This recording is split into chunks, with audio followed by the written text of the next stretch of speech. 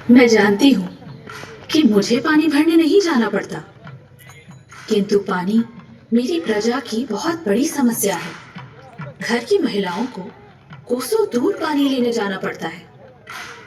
इसलिए मैं चाहती हूँ कि एक बहुत बड़ी, गहरी और अद्वितीय वाव मेरे स्वर्गीय पति की याद में बनाई जाए, जिससे श्रीपटन में पानी की समस्या न रहे और पटनगर की प्रजा को इसके सदा निरा कुएं से जल की आपूर्ति होती रहे। जैसे महारानी जी की इच्छा। वाव बनाना तो सरल काम है। हाँ प्रमुख शिल्पकार, वाव बनाना तो बहुत आसान है, क्योंकि साधारण वाव को तो केवल खोदना होता है और पत्थर की दीवारों का व्यवस्थित निर्माण करना होता है। किंतु मैं चाहती हूँ मेरे पति की स्मृति में बनने वाली वाव केवल उपयोगी ही नहीं, लेकिन शिल्प स्थापत्य कला में उनकी अभिरुचि की भी प्रतीक हो, जहाँ की एक एक मूर्ति उन देखने वालों को आस्था दे, उन्हें शांति दे और उन्हें आध्यात्मिकता में रंग दे। वहाँ उकृत एक एक छवि उन्हें श्रृंगार और सुंदरता से ओतप्रोत कर दे, उनके जीवन में कला भर दे। ये वाव केवल पानी की आपूर्ति का स्रोत ही नहीं, अपितु एक जल मंदिर जैसा स्मारक भी हो, जो वरुण, शेषशायी विष्णु एवं अन्य देवी देवताओं की प्रतिमाओं से सुसज्जित हो, जहाँ सीढ़ियां उतर कर लोग अधोगमन नहीं वरन ऊर्ध्वगमन कर सके। जो जितना गहरे जाए वो उतना ऊपर आए। साधो महारानी जी, साधो। उत्तम, श्रेष्ठ, बहुत सुंदर। कहा था ना कि रानी समय से आगे की सोच रखती थी, इसीलिए रानी ने इसे इतना सुंदर बनवाया और पूरी वाव को मूर्तियों, कलाकृतियों एवं संरचनाओं से भर दिया। इस वाव की गहराई इतनी अधिक है कि आज के हिसाब से एक पूरी 10 मंजिल की इमारत इसमें समा सकती है। बरसात में कम सीढ़ियां उतरनी पड़ती थी और गर्मियों में थोड़ी ज्यादा, पर पानी इस वाव से कभी सूखता नहीं था, क्योंकि पास बहती सरस्वती नदी इसकी जलापूर्ति हेतु सदा मौजूद थी। 2 सदियों के बाद कदाचित इस रानी की वाव के प्रारूप से प्रेरित होकर दिलवाड़ा का विमलाव शाही जैन मंदिर बनाया गया।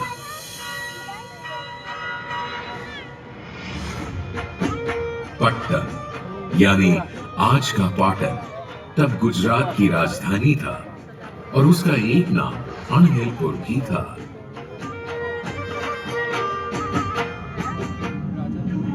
उस समय रानी उदयमती के पति सम्राट भीमदेव प्रथम वहां के शासक थे।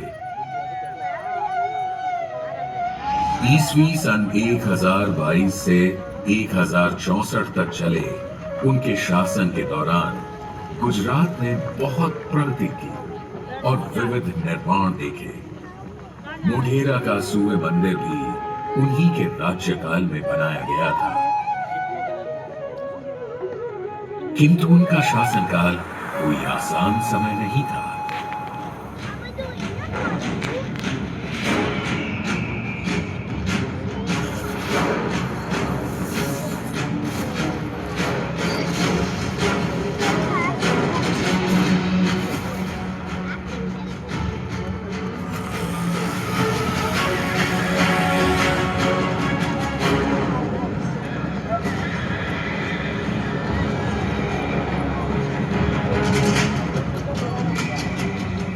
वही समय था जब गजनी के महमूद ने अफगानिस्तान से भारत आकर प्रभास पाटन में सोमनाथ मंदिर को लूटा था।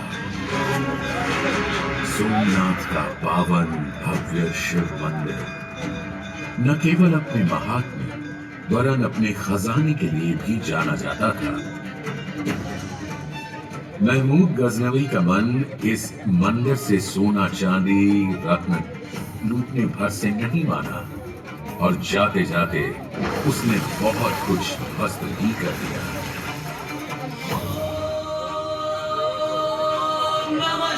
ये तो कुछ वीर भक्तों का साहस था कि जो इस आक्रमण के बीच भी वे ज्योतिर्लिंग को बचाकर ले गए।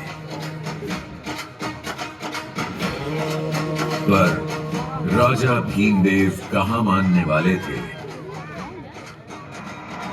उन्होंने जल्दी ही फिर से अपने सारे संसाधन धन बल को वापस जोड़ा और भग्न सोमनाथ मंदिर का पुनर्निर्माण करवाया।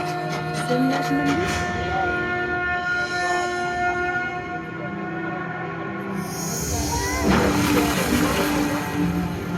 सम्राट के 3 पुत्र थे, मूल राजा, क्षेम राजा और कर्ण। राजा के स्वर्गलोक सिधारने पर पटरानी उदयमती और भीमदेव के पुत्र राजकुमार कर्ण ने गद्दी संभाली।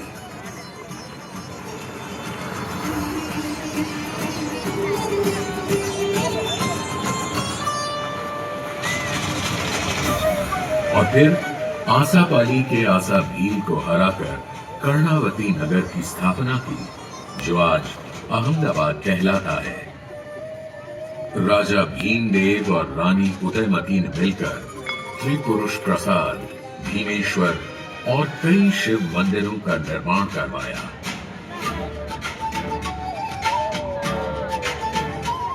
साथ ही जैन धर्म के अनुयायियों के लिए कुंभारिया महावीर, आदिनाथ और पार्श्वनाथ के मंदिर भी बनवाए। साथ ही कर्णावती या आज के अहमदाबाद में माता भवानी को समर्पित एक वाव भी बनवाई। किंतु रानी उदयमती का नाम अगर इतिहास में अमर है और रहेगा, तो वो है इस रानी की वाव के कारण।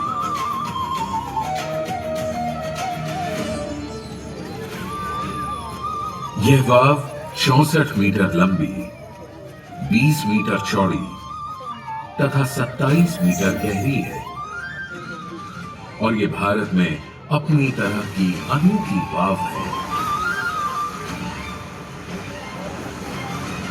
रानी उदयमती ने अपनी इस वाव को गहरा बनाने के लिए 7 तल में इसे बनवाया और हर तल में नए प्रकार की कला अभिव्यक्ति के पटल प्रस्तर खंडों पर खुदवाए।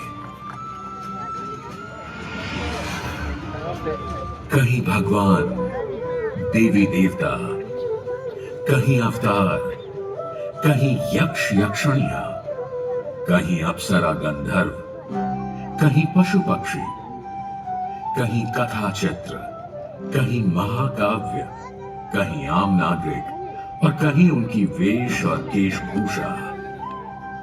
साथ ही कहीं कहीं बड़े ज्यामितीय आकारों का आकल्पन रानी की वाव को अद्भुत सौंदर्य प्रदान करता है। अब इन्हीं को देख लीजिए। जी नहीं, यह पाटन की पटोला साड़ी की डिजाइन नहीं, इसी वाव की दीवारों पर उकेरे गए अलंकरण का एक हिस्सा है। शायद वास्तुशिल्पियों ने पाटन की पटोला साड़ी से प्रभावित होकर उसकी अनुकृति यहां बनाई होगी या इनसे प्रेरणा ली होगी साड़ी के बुनकरों ने। वैसे साड़ियों में पाटन की मसरू भी कम नहीं, जिसमें ताने में रेशम और बाने में सूत ऐसे बुना जाता है कि एक ही साड़ी में रेशम की चमक और सूत की गमक शामिल होती है। और ये कोई दशावतार पटल नहीं, इसी वाव में स्थित मूर्ति पटल है।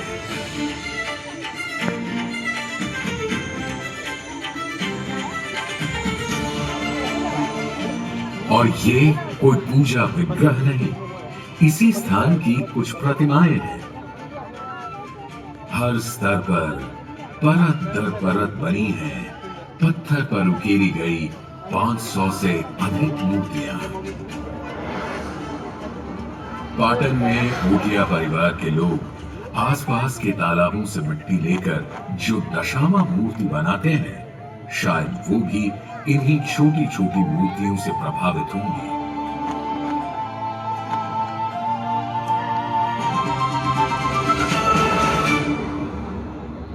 इन छोटी छोटी मूर्तियों में भी नजर आते हैं सुंदर और विस्तृत वर्णन। देखिए इन अप्सराओं के केश विन्यास और इनके नक्शिक वर्णन के चलते अब देखिए इन स्त्रियों की पादुकाएं। अब जरा कल्पना कीजिए कि ये सारी अप्सराएं गरबा कर रही हों तो साधारण गरबा नहीं बल्कि पाटन का डोरी गरबा, जिसमें एक स्तंभ में बंधी डोरियों को पकड़कर स्त्री पुरुष गरबा करते हैं, जिसे गाव गुंथर गरबा कहते हैं। पशु पक्षियों और प्रकृति के चित्रण में भी मूर्तिकारों का जादू साफ नजर आता है। वैसे पौराणिक कथानक तो रोचक, मनमोहक, शुभ और शिक्षाप्रद हैं ही, किंतु कुछ कम नहीं है इस विशाल वाव के ओझल हो जाने और फिर मिलने की कहानी। आप शायद कहें कि ये कैसे हो सकता है, इतनी बड़ी बावड़ी ओझल कैसे हो सकती है। रानी उदयमती के परलोक गमन के बाद सरस्वती नदी में एक ऐसी भयंकर बाढ़ आई कि बाढ़ के साथ बह आए झाड़ झंखाड़ और नदी की गाद मिट्टी से यह पूरी वाव इस तरह भर गई कि इसका दिखना ही बंद हो गया। यह वाव आंखों से ओझल हो गई। इतनी बड़ी जल प्रलय के बाद आसपास की बस्तियां और गांव भी उजड़ गए होंगे, बह गए होंगे और बाकी यह जगह छोड़कर दूर सुरक्षित स्थानों पर चले गए होंगे। जो लोग दोबारा इस स्थान पर आकर बसे वो इस वाव के अस्तित्व को भुला चुके थे। किंतु कहते हैं ना, हर दुर्भाग्य में भी कुछ ना कुछ सौभाग्य छिपा होता है। हुआ यूं कि वाव के ओझल हो जाने के बाद से उत्तर पश्चिम से आने वाले सारे हमलावरों को भी यह पावन जगह कभी दिखाई ही नहीं है। वरना हिंदू देवी देवताओं से सुशोभित वास्तुकला का यह अनूठा उदाहरण उनके आक्रमण और विध्वंसक हथौड़ों से कभी बच ही नहीं सकता था। सौभाग्य से सदियों तक यह रानी की वाव किसी गड़े हुए खजाने की तरह भूमि में सुरक्षित दबी पड़ी रही। कभी कभार कोई लेखक या इतिहासकार जनश्रुतियों के आधार पर यहाँ ऐसा निर्माण होने का जिक्र भर कर देता था। राजपूताना के इतिहास को खंगालने वाले अंग्रेज इतिहासकार जेम्स टोड ने 19वीं सदी के आरंभ में अपनी पुस्तक ट्रैवल्स इन वेस्टर्न इंडिया में लिखा, इस स्थान पर कभी एक वाव हुआ करती थी। पूरी 7 सदियों बाद सन 1890 में एक अद्भुत घटना हुई। તું મારો પેલો ક્યારે દઈશ? અરે આપી દઈશ હવે 2 દિવસમાં. અરે 2 દિવસ મારે બોલ છે મમ્મી. તે ચાલશે હવે. ભાગ ઘોડા આવ્યા. પકડ लिया तो ले जाएंगे. ચાલ. बैठो हम जरूर बात हम तुमको पकड़ने के लिए नहीं आए, हम तुमसे बात करने के लिए आए हैं। हमारे साथ जो भारतीय है उनसे पूछो। हाँ छोकराओ, आप गोराओ बहुत सारा लोगों से ये लोग तुम्हारे गांव में वाव ढूंढने आए हैं। right. बकरी ढूंढोगे कैसे जब बकरी है ही नहीं? मतलब जब वाव होगी तब तो मिलेगी। हमारे गांव और आसपास कोई वाव नहीं है। हम नदी में से पानी लाते हैं। ठीक ठीक कह रहे हो तुम। वाव तो कब का खो चुका। मगर बच्चों, आसपास में कोई पुराना मंदिर, कोई पुराना मूर्ति कुछ देखा? पुराना मंदिर तो नहीं, पर एक पुराना खंबा है। क्या तुम हमें वहां ले जाओगे? देखो, हम तुमको बहुत सारी स्वीट्स देगा, मिठाइयाँ देगा। मैं दिखाता हूँ आपको। चलो। हाँ, चलिए चलिए। चल।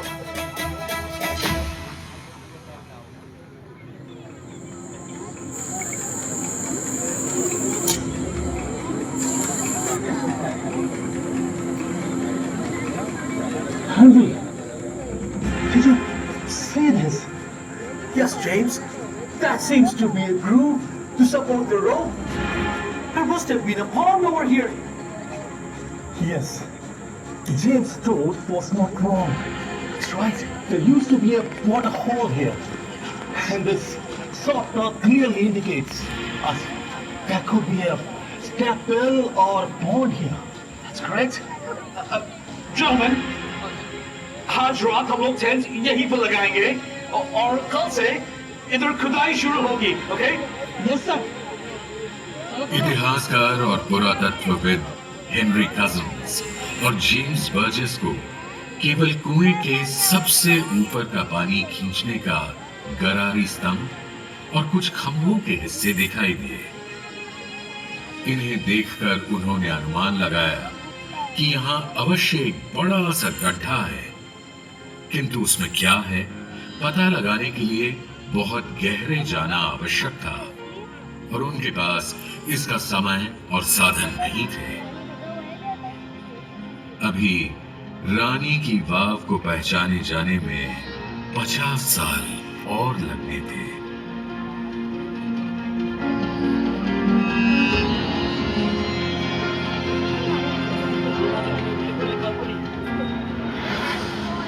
अगली सदी में बड़ौदा महाराज की प्रेरणा से बड़ौदा रियासत के पुरातत्व विभाग के कुछ पुरातत्वविद सन 1940 में यहां आए और स्थानीय लोगों की मदद से उन्होंने धीरे धीरे कजिन्स और बर्जेस द्वारा बताए गए गड्ढे को खोदना शुरू किया। जैसे जैसे वो गहरे खोदते गए, एक के बाद एक नई मंजिल और एक से एक मूर्तियां उन्हें मिलती चली गई। इस अमूल्य धरोहर को पहचानते ही उन्होंने सही समय आने और सही औजारों के मिलने तक इसे फिर से ढक दिया और सुरक्षित निगरानी में रख दिया।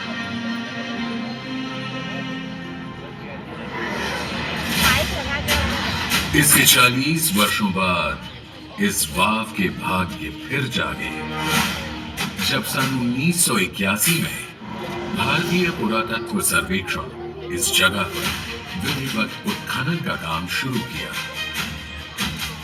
जैसे जैसे पुरातत्वविद अपने हाथों, ब्रशों और फावड़ों की तेज धार से मिट्टी हटाते गए, एक नया संसार जमीन से बाहर आने लगा।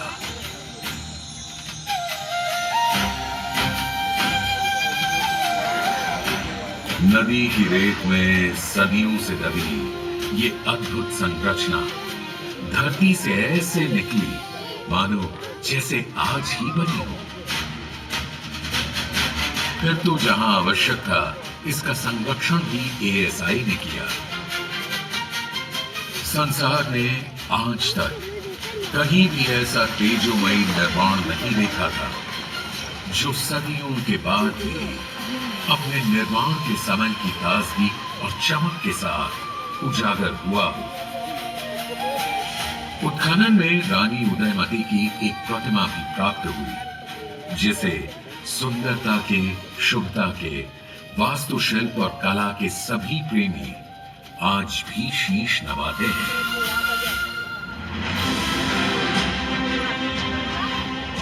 रानी की वाव अपने ऐतिहासिक एवं पुरातात्विक महत्व के कारण 1936 से संरक्षित स्मारक है। सन 2014 में इसे विश्व विरासत की विशिष्ट सूची में शामिल कर दिया गया है। यही नहीं, भारतीय रिजर्व बैंक ने अपने नए नोटों में भी इस अद्भुत संरचना को स्थान दिया है। संसार की कदाचित सबसे सुंदर इस अनोखी वाव को देखकर यूनेस्को ने कहा वाव, और आज यूनेस्को हेरिटेज लिस्ट में शामिल यह वाव भारत ही नहीं, सारे संसार की साझी विरासत है। गुजरात अपने आप में ऐसी अनेकों विरासत को संभाले हुए है। रानी की वाव आज पूरी दुनिया के लिए आकर्षण का केंद्र बन गई है। आप और हम कितने सौभाग्यशाली हैं कि हमें यहाँ आने और इस बावड़ी के दर्शन कर अपनी प्यास बुझाने का मौका मिला। आइए हम प्रण करें कि हम अधिक से अधिक लोगों को रानी उदयमती और उनकी इस वाव से परिचित कराएं और उन्हें भी यह चमत्कार देखने के लिए प्रेरित करें।